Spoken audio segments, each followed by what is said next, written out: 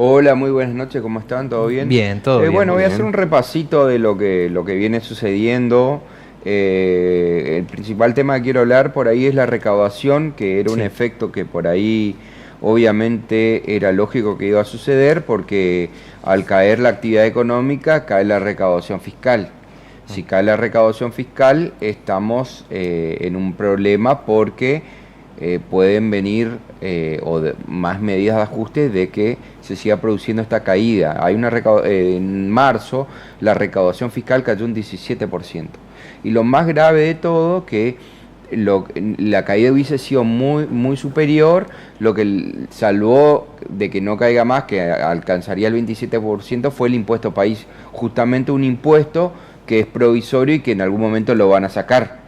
O sea, ahí el gobierno entra en una encrucijada porque el impuesto país le salvó un 17,5% de caída a lo que sería la caída total de la recaudación. Estamos hablando de consumo de IVA, de ganancias, que obviamente al no haber actividad económica no hay ventas, al no haber ventas no se paga IVA, digamos, porque te cae la recaudación. ¿Esto en qué afecta? Primero, el gobierno nacional le quita recursos y segundo, las provincias van a seguir estando complicadas o más complicadas porque recordemos que lo que sería IVA y ganancia son coparticipables. ¿Qué quiere decir esto? Que IVA y ganancia van una gran parte a las provincias. a las arcas Vuelve, digamos. provinciales. Exactamente. También tenemos la caída previsional, que es lo que mantiene la jubilación o lo que serían CES y todas las pensiones, en aproximadamente un 21%, impuesto a las ganancias cayó un 40% y el IVA cayó un 15%. En promedio te da un 16%. Créditos y débitos también un 13%, impuestos internos un 15%. Pero acá el dato relevante es que lo que salvó de una mayor caída es justamente el impuesto país de las importaciones, que es lo que subió el gobierno y que es lo que digamos, lo salvó de una caída mayor, que hay una encrucijada, porque si se libera en algún momento el cepo, Sale el el impuesto impuesto país. país debe desaparecer, ¿sí? Y sin mencionar que seguimos teniendo un dólar retrasado, que se sigue atrasando, contra importaciones que son más caras, contra que lleguemos a abril y las cosechas que ya están teniendo problemas por algunas epidemias. Lo de siempre, el agro no quiere exportar porque no le cierra el tipo de cambio actual.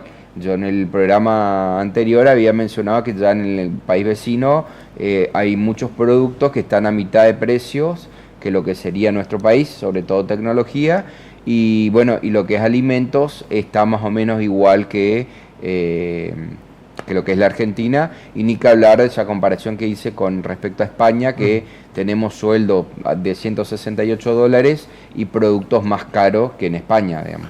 Sí. Ese es un tema que por ahí el gobierno va a tener que ver cómo encuentra alguna solución.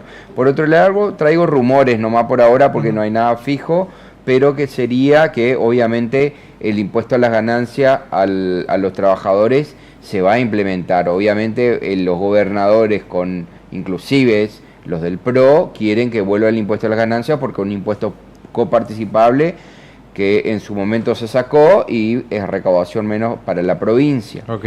El rumor es que, bueno, que fijaron igualmente, hasta que se acuerda, hay que ver que va a ser un piso de 1.800.000 pesos para solteros, por debajo de eso no pagarían, y 2.200.000 para casados con hijos, ¿sí? Y que ahora por fin solucionaría el tema del salto de escalonar, porque antes vos 1,8 te pasabas y pasabas a pagar el 35. La idea es ahora poner tramos de a 5% e ir subiendo de a tramos para que el salto no sea tan grande, digamos, cosa que me parece correcta. Yo cuando iban a derogar el impuesto a las ganancias había dicho que era el impuesto más equitativo que se puede cobrar en cualquier país, en todo el mundo se cobra el impuesto a las ganancias, ese que dicen por ahí los trabajadores de mayor ingreso que el trabajo no es ganancia, no es así. Después de cierto monto, independientemente que vos trabajes para una empresa o que tengas tu pyme, por decirlo así, tenés que pagar cierta proporción de impuesto a las ganancias. Lo discutible es el piso. Claro. Esperemos que cuando salga el proyecto de ley, equiparen lo que yo siempre digo, la injusticia que se comete con los autónomos, y siempre hablo el mismo ejemplo, de que un autónomo tiene por la mitad de esos ingresos ya empieza a pagar ganancias. Estamos hablando de un autónomo, yo soy electricista y reparo cuestiones de electricidad, y contra un empleado que hace la misma labor y yo pago el doble prácticamente ganancia que lo que paga un empleado en relación de dependencia. Esa es una injusticia que se viene dando desde los 2095, no recuerdo bien la fecha, pero hace mucho fue siempre, los contadores cuestionaron esa irregularidad y bueno, esperemos que ahora por lo menos eso se resuelva. Obviamente implica menos recaudación para el Fisco Nacional y menos coparticipación porque la masa no sería, digamos, beneficiada, en este caso sería los trabajadores serían perjudicados porque volverían a pagar, pero si se equipara a los autónomos serían beneficiados porque le van a levantar el piso acorde a cualquier trabajador, porque desde mi concepción profesional, independientemente que vos trabajes para alguien o trabajes independiente, sos un trabajador y generás ganancias y después de cierto monto, como en cualquier país del mundo, pagás ganancias. O impuesto a la renta lo llaman en otros países. Bueno, después hay versiones también una cosa más que se supone que este mínimo no imponible lo van a actualizar, va a quedar por ley y lo van a actualizar por inflación, cosa que me parece correcto, no por lo que le convenga al gobierno, sino que se disponga que si en un año hay una inflación esperemos que no, vamos a ser optimistas, de un 50% este año, ese mínimo a fin de año se subiría un 50%. Esos son todos rumores que hay de que... ¿Cómo de 50% la inflación de este año si en 2 meses tuvimos eso? Bueno, lo que queda del año. Digamos que hay inflación cero. Sí, en 2 meses tuvimos 50%. Quise ser muy optimista, bueno, vamos a decir el 100. No quise dar tantas malas noticias 100% al inicio. Y te quedas corto, te digo también. Al inicio de la semana. Sí, las perspectivas no son buenas, digamos, pero además que tenemos en cuenta que ahora se viene el supertarifazo de gas, que va a aumentar un 300%. Acá en Misiones diremos, pero nosotros compramos garrafa o cilindro, no tenemos conexión de gas, pero bueno, recordemos que muchas industrias se abastecen eléctricamente o tienen generadores de gas o usan mucho gas, muchas generadoras eléctricas también. Eso va a afectar a su vez a lo que serían nuevamente a las pymes, que ya vienen sufriendo el impacto del incremento de la luz, van a sufrir el impacto del incremento del gas en un 300%. Que bueno, el gobierno lo estableció para abril y vamos a ver si lo saca o lo escalona, porque le va a dar un número, es tan optimista con marzo, que va a cerrar aproximadamente en un 10%, pero bueno, con estos tarifazos puede llegar a afectar de nuevo. Otro tema que me parece que hay que decirlo, que me parece muy injusto, si se quiere, si se supone que estamos ahora en una época de libre mercado, que las empresas fijan el precio que quieren, que el Estado no interviene en nada, pero resulta que cuando hay paritarias el Estado le quiere poner un techo del 9%. O sea, tiene pisado la variable de ajuste para que no haya más inflaciones, el dólar, que lo tiene anclado, y los trabajadores, porque, claro, o sea, hay un gremio muy importante que arregló un 25% y el gobierno no lo quiere homologar. Entonces, ¿en qué quedamos? O sea, por decir, una prepaga te puede subir un 150% en 3 meses y un trabajador no puede recibir un aumento del 25%. O sea, o saquémonos la careta, o somos mercado libre, no estoy haciendo publicidad a la empresa, o no, pero resulta que hay ciertos ítems que no puedo, o sea, no podemos ajustar. La idea del gobierno es que las paritarias suban, claro, como techo un 9%. Hablando de mercado libre, a Galperín le está yendo bien, ¿no? Sí, no le está yendo mal a ninguna de las grandes empresas. Y después, bueno, está el otro tema que me parece me sorprendió, digamos, del vocero presidencial, que hoy salió a quejarse de la carterización de lo que serían las empresas de prepaga, que bueno, hoy están en la prensa, o está el ruido, pero era obvio de lo que iba a pasar. O sea, eso se le fue la mano, dijo, ¿no? Pero eso es microeconomía, segundo año en la facultad. O sea, vos tenés 5 empresas que tienen el 100% del mercado de las prepagas, de las cuales dos tienen el 50%, obviamente que entre las 5 se van a poner de acuerdo, van a buscar un precio de equilibrio que a ellos les convenga y van a subir lo que a ellos les convenga, porque cuando hay oligopolio o caracterizaciones, no es que va por el costo del servicio, sino que simplemente yo fijo un precio que me genera mayor rentabilidad con la mayor cantidad de afiliados posible. No sé si me explico. Sí, o sea, cuando vos tenés libre competencia en un mercado ideal, obviamente vos tratás de reducir la mayor cantidad de costo y vender la mayor cantidad de unidades, por dar un ejemplo al público. En este caso sería, yo pongo un precio y fijo un precio de equilibrio que me beneficie a mi empresa. No importa si, digamos que, si yo tengo, voy a dar un ejemplo burdo, tengo 100 afiliados y tengo una rentabilidad de 20%, por ahí yo con 50 afiliados tengo la misma rentabilidad o aumento mi rentabilidad y bajo la cantidad de afiliados. Bueno, eso es lo que hicieron básicamente.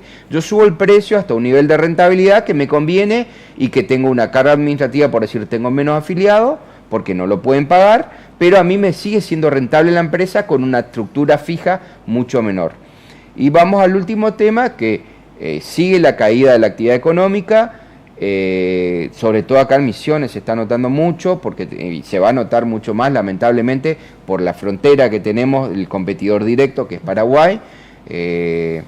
¿Y qué problema estamos teniendo? Que dice, bueno, la inflación está mermando, sí, pero los precios siguen estando caros en dólares. Ese es el problema, porque te dicen, no, ahora está un 10%.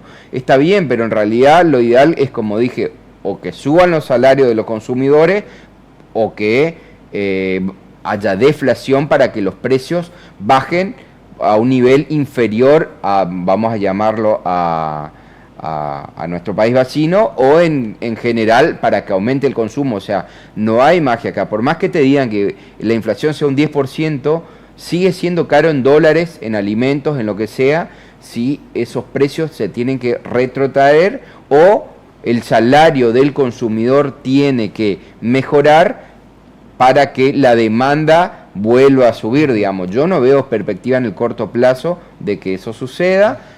Bueno, el gobierno está esperanzado con la famosa B, que hay una caída y que luego de junio, julio o el segundo semestre va a mejorar.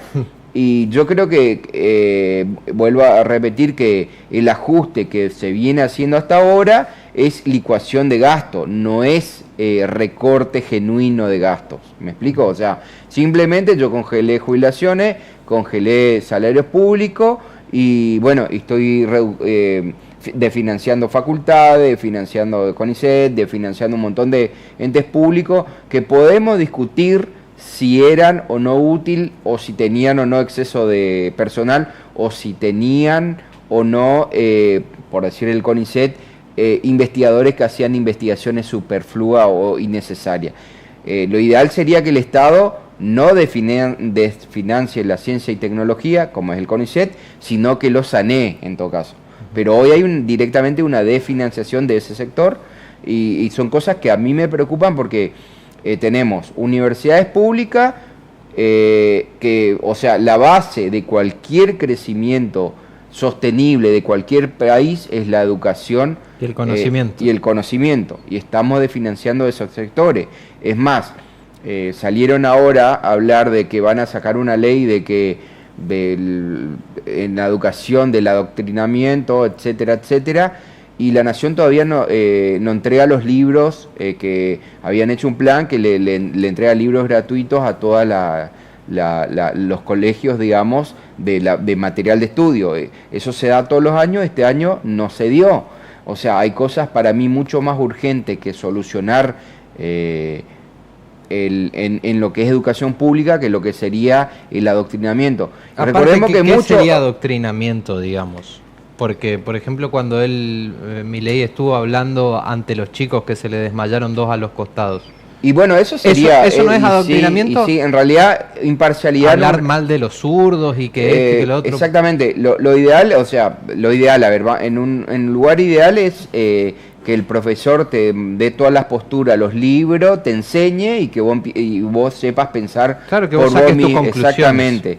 Porque hay muchos economistas que son liberales y que salieron de la UBA. O sea, ahora no recuerdo, creo que uno de Sturzenegger se recibió en la UBA, unos cuantos asesores se recibieron.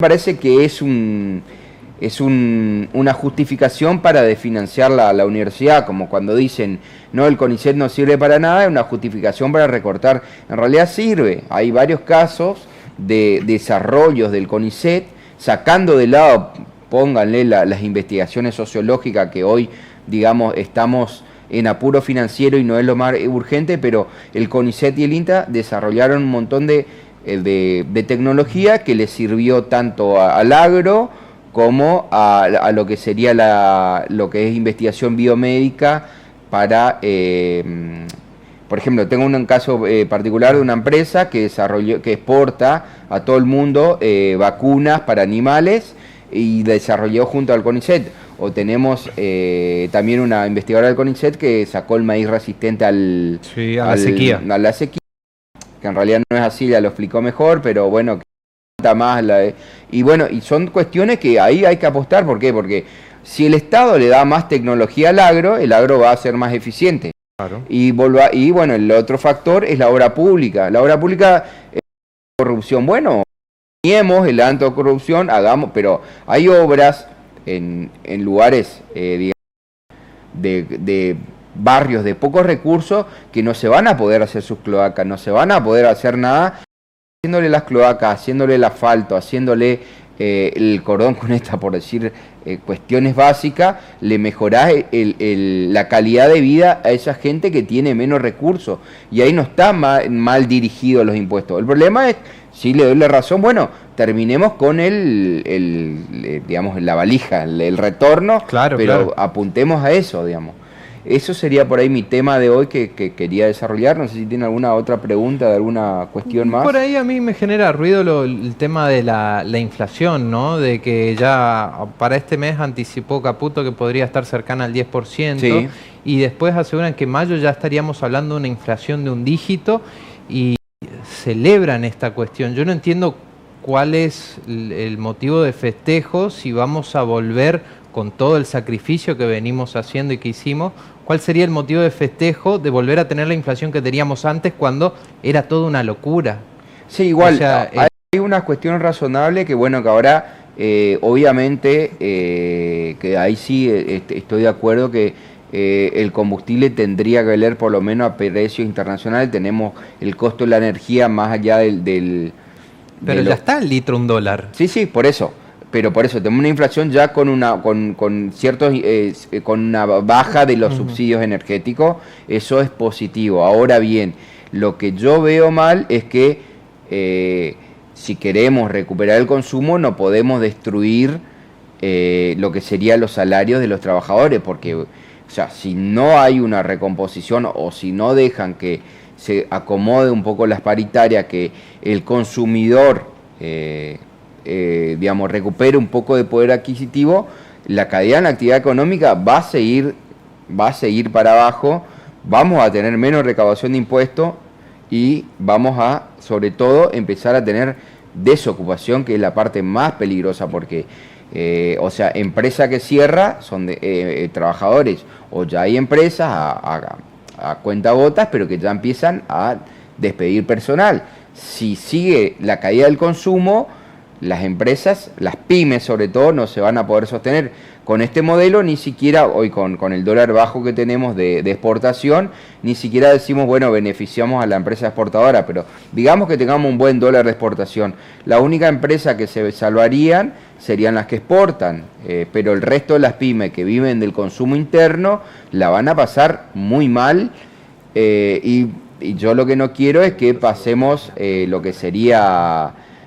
bueno, voy a delatar un poco mi edad, pero que serían los 98, 99, donde la industria estaba totalmente destruida y la desocupación no paraba de crecer, digamos, porque no había actividad económica en el país, porque teníamos un dólar caro, digamos. Y después vino lo que pasó. Yo espero que no se repita esto y bueno, que el gobierno tenga en cuenta algunas variables de reajuste tenga en cuenta cuestiones básicas, como dije, que creo que tampoco hacen tanto al presupuesto nacional, de que pongan a alguien a cargo de hacer auditorías. Me parece bien que eliminen los nichos de corrupción o de negociados, pero que lo que está bien hecho, lo que el país hizo bien o viene haciendo bien hace años, vuelva a lo de la universidad pública con todos sus defectos, pero lo que es en el nivel universitario, todavía la Argentina tiene un buen nivel de educación. Lo que sí, obviamente, es cierto que lo que sería nivel secundario y primario, digamos, el nivel es bastante malo por las pruebas PISA, que siempre la Argentina le da bastante mal, que bueno, eso ya accede a lo que sería mi materia, pero bueno, lo ideal es que se corrijan esas cuestiones, no tumbar lo que está para arriba, no sé si no de financiar la UBA, no de financiar la UNAM, por decirlo acá, la Universidad de Misiones, donde cierran comedores, o sea, sino que ver, auditar y decir esto está bien, esto está mal, y lo que está mal recortar, pero no de un hachazo o con una topadora tumbar todo lo que la Argentina tiene y que es muy valioso y que nuestro país vecino no lo tiene, y nosotros sí lo tenemos. O sea, estructuralmente, industrialmente, todavía estamos muy por encima de lo que sería Paraguay, más allá de que lo único positivo que tiene por ahí el país vecino es que tiene una estabilidad monetaria, pero después lo que es en desarrollo humano, nosotros tenemos mejores índices que ellos de educación, de cultura, de cultura no, pero de educación, porque tenemos universidades gratuitas que vienen de hace rato. Tal cual. Horacio, como siempre, completo, muchas gracias por tu visita. No, por favor, a ustedes.